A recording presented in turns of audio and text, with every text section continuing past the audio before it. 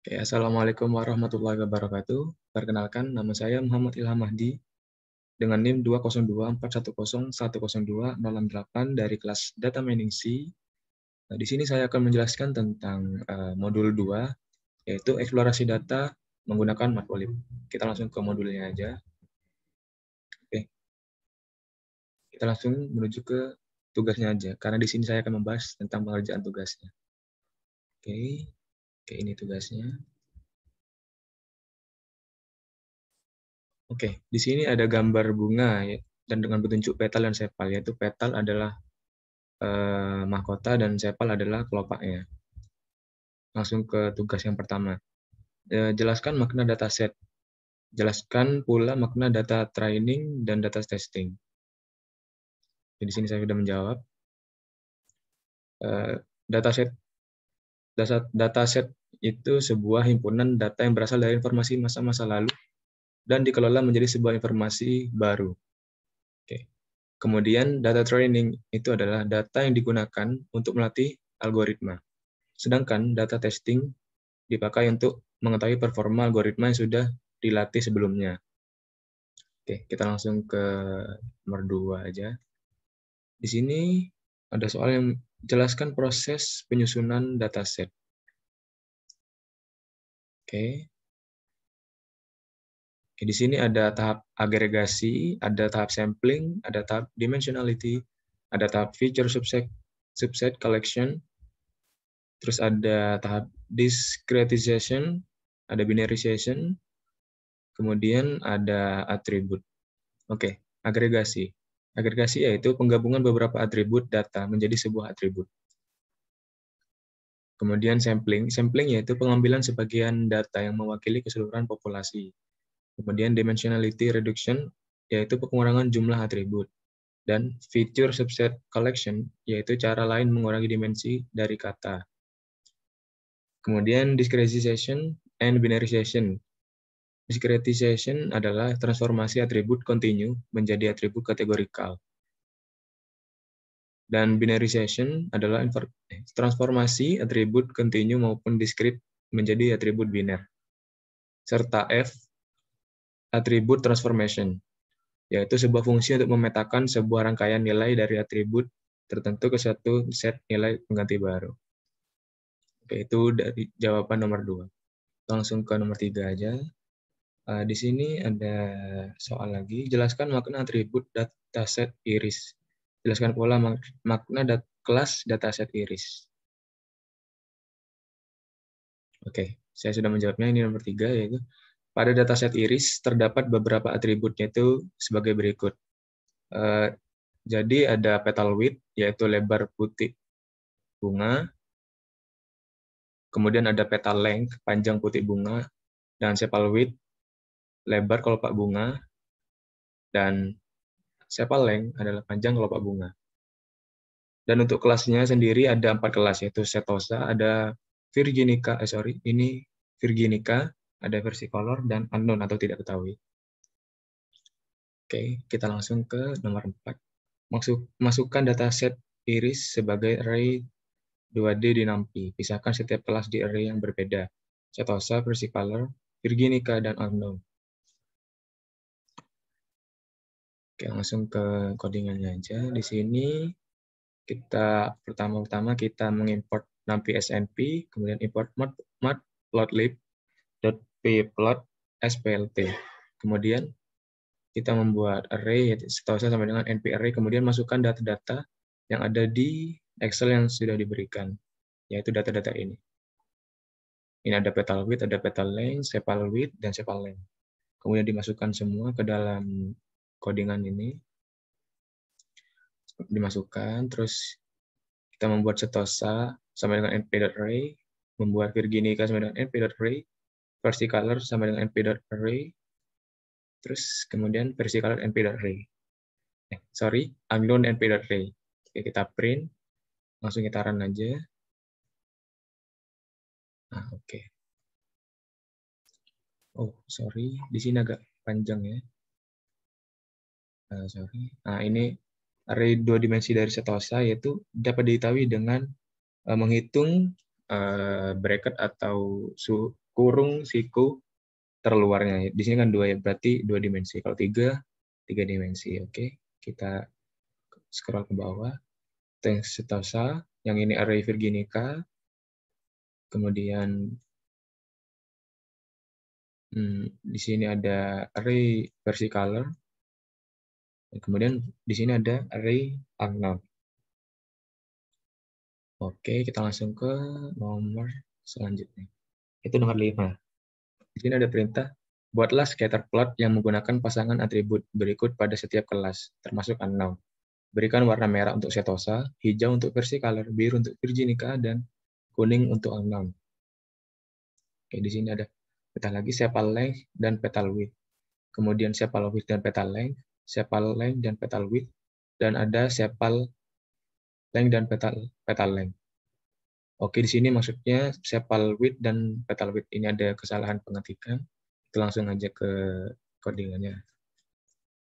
Oke, di sini pertama-tama saya buat di sini 5 sepal length dan petal width.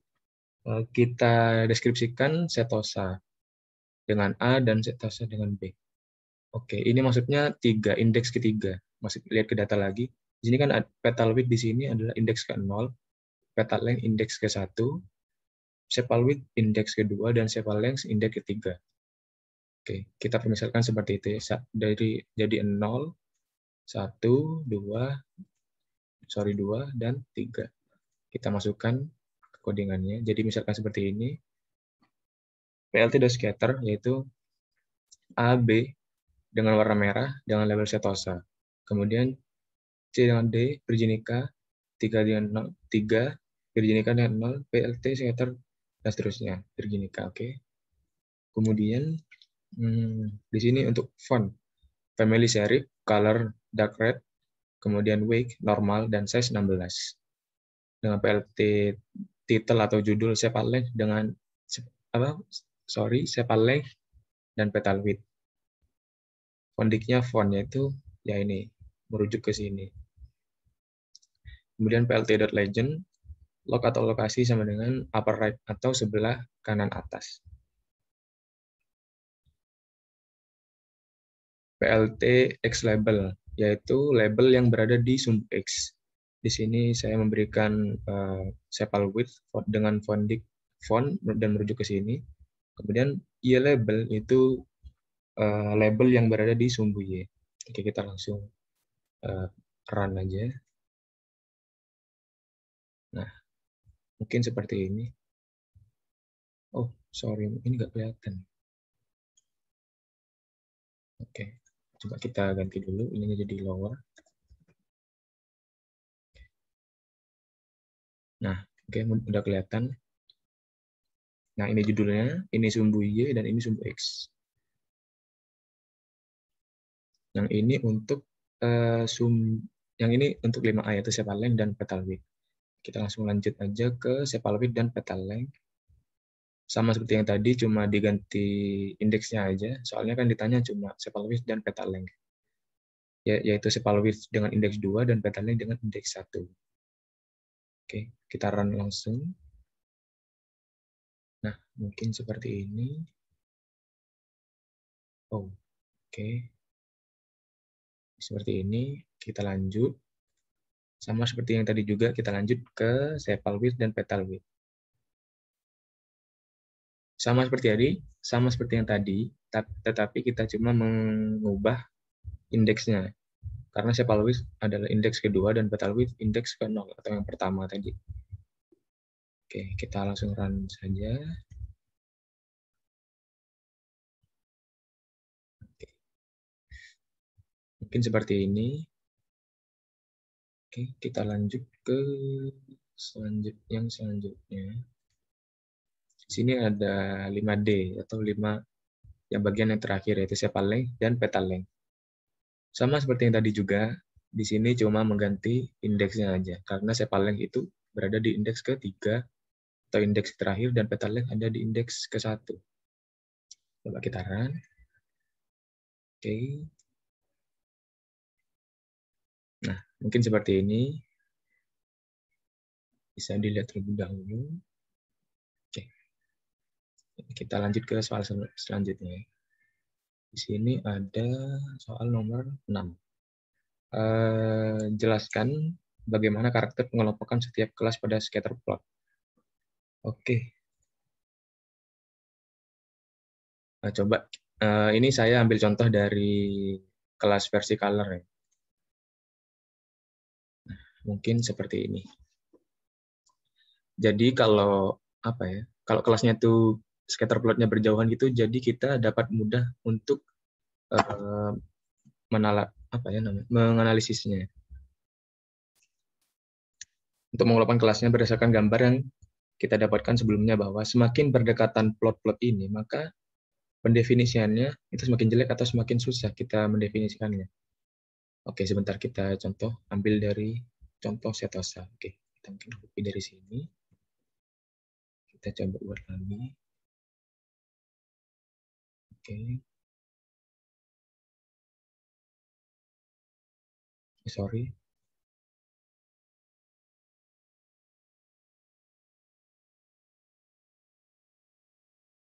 Oke, kita buat dari setosa.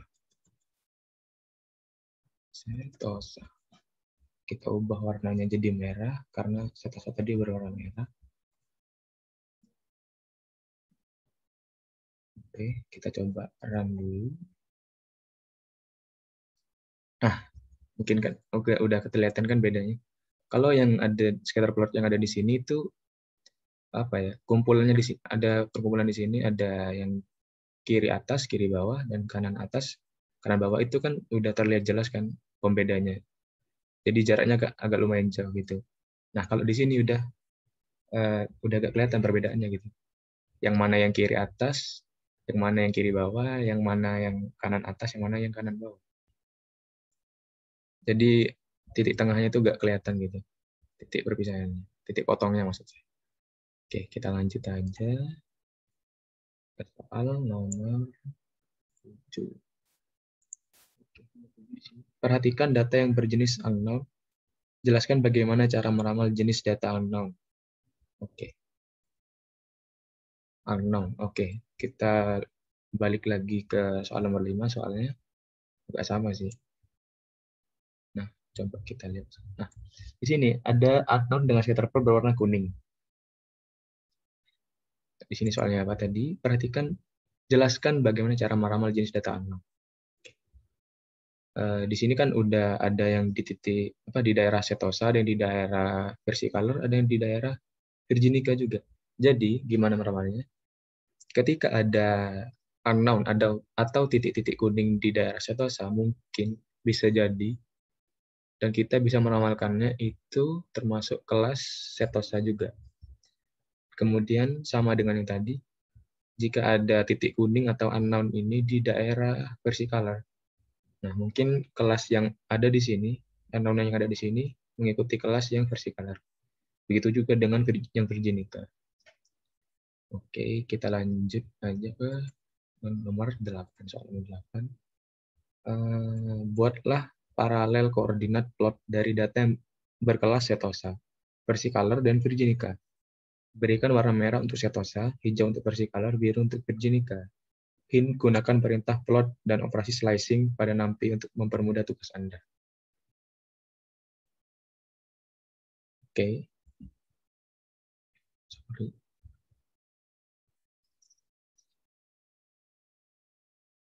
Oh, sorry. Oke. Di sini, oke. Di sini pertama-tama kita mengimportkan matplotlib terlebih dahulu, matplotlib.pyplot as plt. Kemudian import numpy snmp. Kemudian di sini kita definisikan A sama dengan np.array. Kemudian kita membuat bisa dibilang list mungkin ya atau gimana. Ini kita membuat data-datanya, masukkan semua petal width, petal length, sepal width, dan sepal length. Kemudian di sini kita menggunakan perulangan for, yaitu for i in range len virginica. Kemudian plt.plot dalam kurung a atau ini variabel ini dipanggil ke sini a setosa. Kemudian menggunakan perumusan slicing, operasi slicing. I, spasi, tanda bagi gitu. Kemudian color sama dengan R atau red. Begitu seterusnya, dan ini aversi color I dalam kurung siku I, tanda bagi color dengan color green. Yang Virginica dengan color blue. Kemudian kita tentukan font, family, seri, color dark red, weight, normal, dan size 16. Kemudian Qt Legend lokasi atau log sama dengan lower right atau di sebelah kanan bawah. Kemudian saya membuat PLT title yaitu parallel coordinate plot dengan font dig font. Kemudian PLT show, kita run aja. Oke, mungkin jadinya seperti ini ya. Nah, gitu sih. Oke.